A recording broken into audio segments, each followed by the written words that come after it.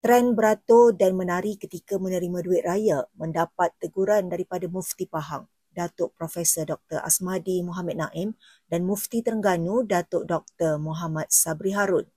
Asmadi berkata membudayakan budaya meminta-minta dengan tarian bukanlah suatu perbuatan yang baik dan tidak wajar dicontohi. Mufti Pahang itu menasihati umat Islam menggunakan peluang dalam bulan Syawal untuk menunjukkan kegembiraan yang berdasarkan dalam konteks budaya yang tidak bertentangan agama.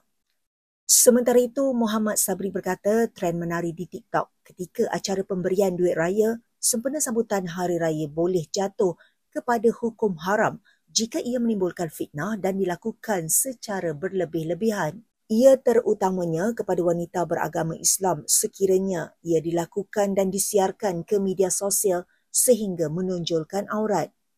Selain itu, Mufti Terengganu itu menegaskan hukumnya haram jika pelaku benar-benar melakukan gerakan menyerupai Yahudi. Sebelum ini tular video disamakan dengan tarian Yahudi di media sosial. Susulan pergerakannya kelihatan serupa dengan tren menerima sampul duit raya ketika ini. Tren itu menerima kecaman terutama ketika Zionis Yahudi menyerang masjid ketiga suci Islam, Masjid Al-Aqsa, dan membunuh lebih 50,000 penduduk Palestin dan memusnahkan serta menjajah Gaza.